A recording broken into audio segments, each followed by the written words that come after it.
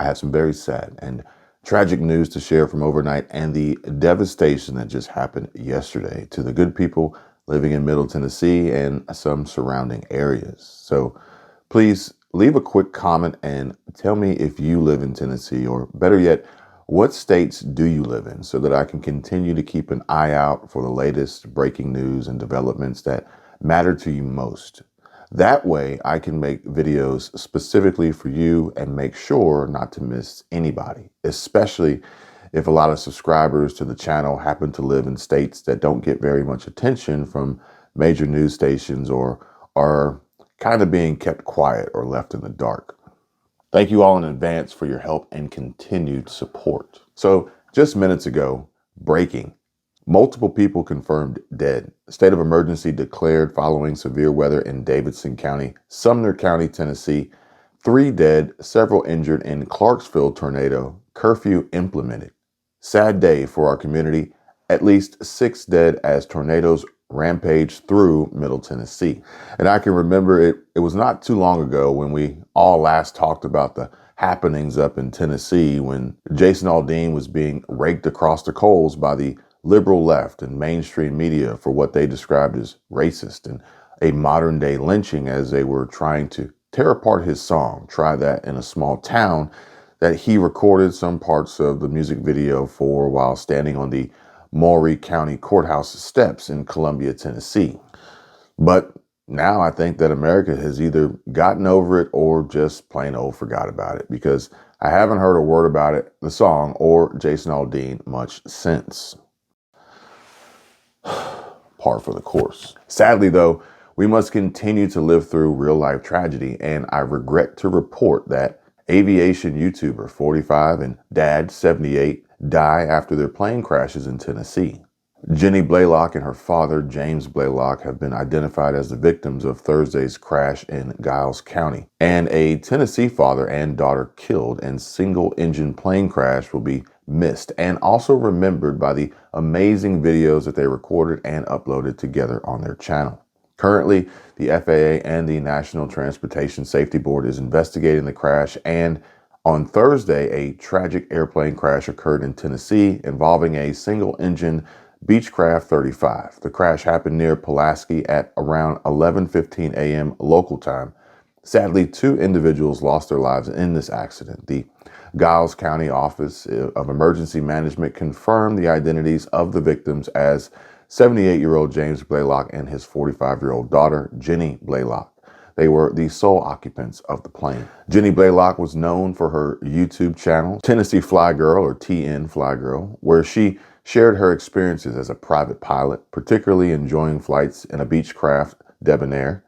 Additionally, she was the owner of Plantation Reclaimed Incorporated and Lux Homes and Design. The Federal Aviation Administration, the FAA, and the National Transportation Safety Board, the NTSB, are still currently investigating the circumstances of the crash. And according to reports, it is unclear why the plane went down on Thursday, per the Federal Aviation Administration, but they have deemed the crash an accident. So no signs of odd, suspicious, or foul play like we've seen out of some other YouTubers who just want to risk their own lives and endanger countless others by crashing their planes on purpose for clicks, likes, shares, follows, subscribers, money, and clout. Some people are just so dumb. But anyway, let me stay focused here. So I want you guys to take a look at your screen right now. Here's a list provided by the National Weather Service that gives you the months of peak tornado activity or occurrences so that you can be better prepared. But I would also like to point out how Tennessee, that we can see here on the list, has peak tornado occurrence between the months of March through May. So basically, peak is pretty much when tornadoes are most likely to occur. But as we can see by this recent tragedy, it can happen at any time. So it would behoove us to get ready and stay ready just in case. And you know me, knowledge is power. So I have some more slides to share that I want to show you now. So here, check these out. This is a severe weather safety guide, and it has lots of valuable and important, potentially life-saving information here. Tornado safety tips, tornado wind speeds from EF0 all the way up to EF5, which is considered incredible. And that's worse than devastating, with winds speeds of over 200 miles per hour and up to 234 miles per hour. Not to mention a list of tornado myths. For instance, like areas near rivers, lakes, mountains, and even cities are safe from tornadoes, or open windows in your house to equalize pressure. Oh, and this is a good one. Mobile homes attract tornadoes. Really? And what most people probably want to know, where is the safest place to be inside your home during a tornado? Now, Michelle and I were actually watching House Hunters the other night, and a couple had that as one of the items on their list of 15 wants for their new home: a dedicated safe room and tornado-proof shelter just in case, because they had already lived through one once before. Oh, and stick around because I have a full list of the top 10 states that get the most tornadoes that I want to show you guys. And in the meantime, do me a favor, drop a comment down below and tell me if you know, or if you think you know, the number one state on the list that gets the most tornadoes. And we'll find out in just a second if you're right. So yesterday, a severe weather event in Davidson County, Tennessee, led to tragic consequences, including the deaths of 3 individuals, among them a toddler. The Nashville Office of Emergency Management confirmed the fatalities occurred in Madison's Nesbitt Lane area. The victims were identified as 37-year-old Joseph Dalton, 31-year-old Floridima Gabrielle Perez, and her 2-year-old son, Anthony Elmer Mendez. The storm caused Dalton's mobile home to roll onto Perez's home, resulting in these casualties. Perez's 7-year-old son and Dalton's 10-year-old son, both inside their homes during the incident, sustained non-life-threatening injuries and were transported to Vanderbilt Pediatrics. Following these events, Mayor Freddie O'Connell declared a state of emergency for Metro Nashville and Davidson County to facilitate the acquisition of state and federal aid for recovery efforts. The storm caused widespread damage in the area, including downed power lines, damaged buildings, and debris. The most affected areas were in northeastern Davidson County, Hendersonville, and Gallatin. A tornado near White Bluffs was confirmed by the National Weather Service radar. News 2's coverage highlighted extensive damage in the region, including a building collapse at a local church and a significant power outage affecting traffic signals. The Metro Nashville Police Department reported multiple power lines and pole damages, leading to road closures in affected areas. Several people were hospitalized due to injuries from the storm. Urban search and rescue teams assisted the Nashville Fire Department in response efforts, including searching compromised structures for trapped individuals. The Nashville OEM partially activated the Emergency Operations Center to coordinate resources and response. Metro Nashville departments are collaborating to manage the crisis, with various agencies reporting on their operational statuses and challenges. Meanwhile, the American Red Cross opened a shelter at Isaac Litton Middle School to accommodate displaced individuals and their pets. Additional response include the mobilization of assessment and response crews by various city departments and coordination of efforts by the national voluntary organizations active in disaster. In Sumner County, Gallatin's Mayor Paige Brown declared a state of emergency due to the severe weather's impact. In Hendersonville, minor injuries were reported after the roof of an arcade collapsed. The declaration and response efforts underscore the gravity of the situation and the concerted effort to address its aftermath. And you can see here from the photos and images on the screen, cars flipped on I-65. Shoppers hunkered down in store basements, trees buckled, homes were ripped apart, power failed, roofs were blown off buildings. There were reports of first responders attempting to rescue people trapped in their homes. The Big Play Game Center roof collapsed in Hendersonville. Tornadoes ripped through Middle Tennessee on Saturday afternoon and into the evening, killing at least 6 people, including at least 1 child, in Montgomery and Davidson counties, and leaving more than 160,000 Middle Tennessee residents without power. And here you can see the dark and ominous sky as the storm front rolled in over downtown Nashville. Hey, that looks like that's the Batman building, or at least that's what we call it when we drive by. And honestly, we usually visit Nashville at least once a year to see friends and enjoy some great food, but That building always reminds my wife and I of Batman with the two pointy antennas or towers sticking up on the sides. But Clarksville, Tennessee is under a state of emergency following severe weather, including a tornado that struck the area on Saturday. Mayor Joe Pitts announced the state of emergency and also instituted a curfew for the city for both Saturday and Sunday nights starting at 9 p.m. The aftermath of the storm has been devastating, with 23 people treated at a hospital for injuries, according to Montgomery County government, and Montgomery County Mayor Wes Golden expressed sorrow for the community, emphasizing support for those injured, bereaved, and who lost homes. The tornado, which touched down north of Clarksville near the Tennessee-Kentucky border around 1:35 p.m., caused significant damage, particularly on the north side of Clarksville. And Jimmy Settle, a spokesperson for Mayor Pitts, reported that multiple structures were destroyed.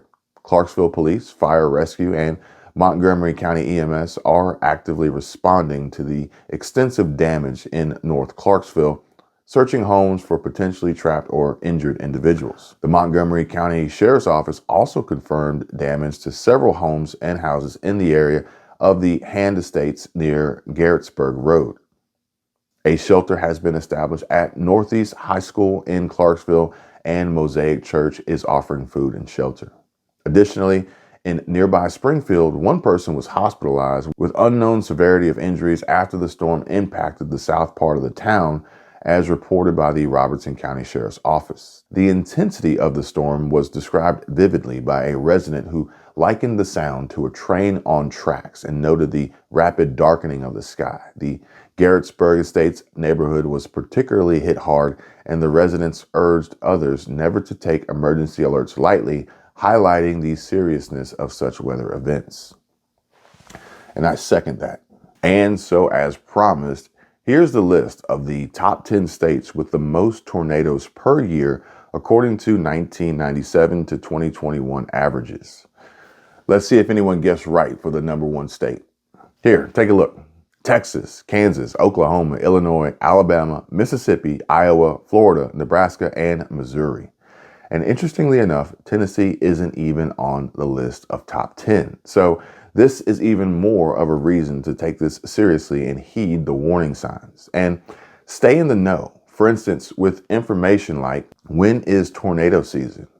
Prepare by knowing the worst months and states for tornado activity. Stock up on the best items to have on hand and know how to use them in case of a tornado touching down in your neighborhood. Being prepared for a tornado is crucial for safety and survival. And I've put a list together for you all of some important items to include in your tornado preparedness kit. Number one, weather radio, a battery-powered or hand-cranked NOAA weather radio to stay informed about tornado watches and warnings, flashlights and extra batteries. Power outages are common during tornadoes, so having a reliable source of light is essential. First aid kit for sure, so stock it with bandages, antiseptics, pain relievers, and any necessary prescription medications. Water and non-perishable food, especially important.